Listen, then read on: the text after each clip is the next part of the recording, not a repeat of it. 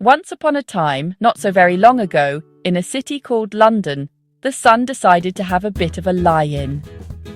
It peeked out from behind a very fluffy, very grey cloud, rather like a shy tortoise peeking from its shell.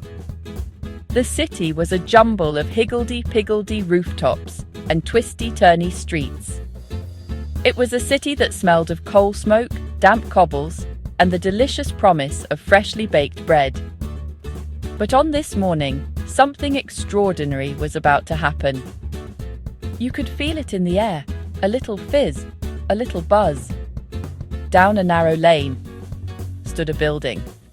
Not a grand building, just a wonky, tired building leaning on its neighbour.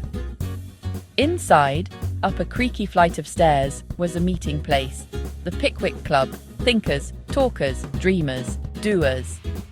At the very heart of our story was a man named Mr. Samuel Pickwick, with a face as round and as cheerful as a freshly baked bun.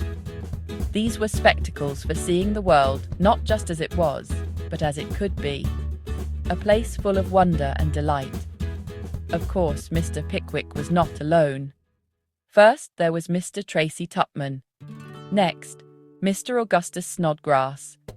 The third companion was Mr. Nathaniel Winkle. And so, on this fateful morning, Mr. Pickwick stood before his fellow club members. He had an announcement to make. Gentlemen, for too long we have sat in this room. This, my friends, must change. I propose a journey, a great expedition into the heart of our own country. We shall be traveling philosophers, roving reporters of the human condition. The idea was so simple, so bold, so utterly and wonderfully Pickwickian. We will be Pickwickians on the move. The very next morning, the 4 members of the Pickwick Club were ready, or at least they were awake. A cab! We require a cab to convey us to our coach. Where to, governors? Mr. Winkle tried to manoeuvre his mountain of equipment into the small carriage. He accidentally poked the horse in the ribs. What do you think you're doing, poking my animal? Is he a pincushion? No, he's a horse. My dear sir, it was an unfortunate accident. A miscalculation of trajectory. I'm taking your number, that's what I'm doing. 97. Your number 97. I'm going straight to the magistrate to lodge an information against you. You'll be hearing about this. Their first observation of human nature had been a very angry cab driver who had mistaken them for a vehicle and threatened them with the law. Before the cloud of gloom could truly settle, a new figure appeared. Pardon my intrusion, gentlemen. I could not help but overhear your little altercation. Marvellous. Saw the whole thing. Poke, horse jumps, cabman swears. Great scene. You gentlemen, off on a trip? Rochester, I heard. Splendid place. Old castle, cathedral. Full of history. I'm going to Rochester myself. No luggage, you see. Travel light, that's my motto. Perhaps you gentlemen have a spare seat inside the coach? The adventure was getting curiouser and curiouser. The assembly rooms were ablaze with light and alive with the sound of a rather squeaky orchestra. There was only one problem. Mr. Winkle had forgotten to pack an evening coat. It would be a social disaster. No coat? No problem. Borrowed it. Belongs to a club member here. He won't mind. Now you look the part. Go on, mingle. You, sir, you look like a man who knows how to dance. Before he could protest, she had grabbed him by the hand. His feet became a tangled mess. That's my coat. The evening, which had started with social anxiety, had now plunged into the depths of public humiliation. To him, an insult to his coat was an insult to his honour. He demanded satisfaction. You will meet me at dawn, sir, with pistols. Hello, what's all this? Silly business, pistols, bang, bang, all a mistake, you see? Dr. Slammer realised he had challenged the wrong man. The duel was called off. They found Mr. Pickwick in the inn's garden, contemplating a wheelbarrow. I, in the meantime, have been making a most profound discovery. The humble wheelbarrow. It is, in essence, a perfect metaphor for leadership.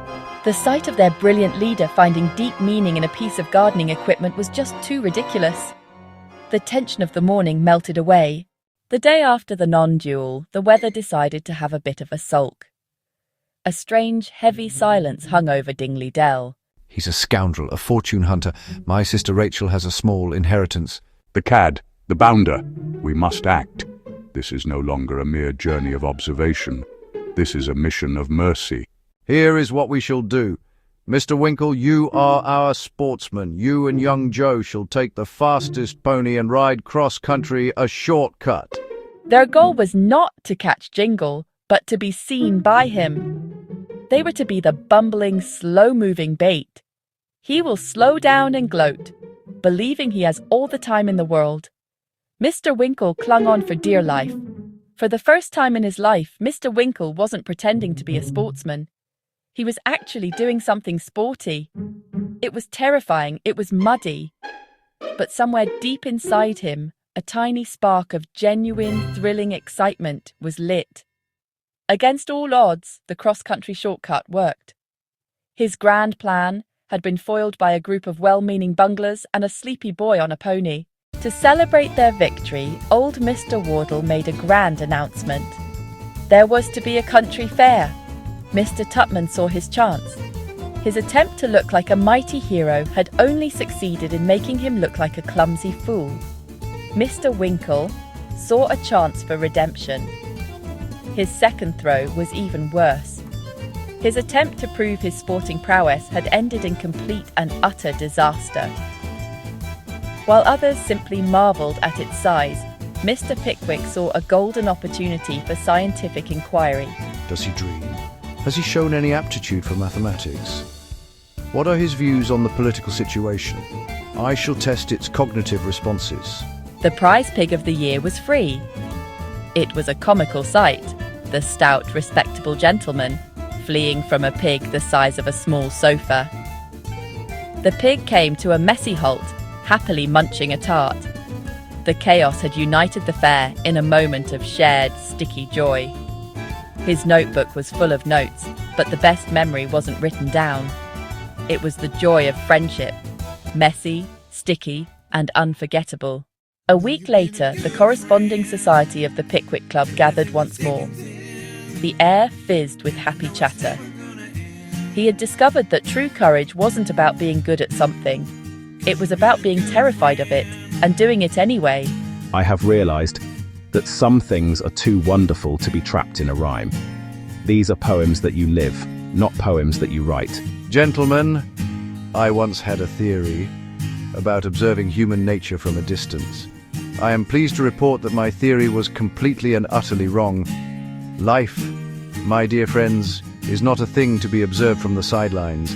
It is a thing to be lived.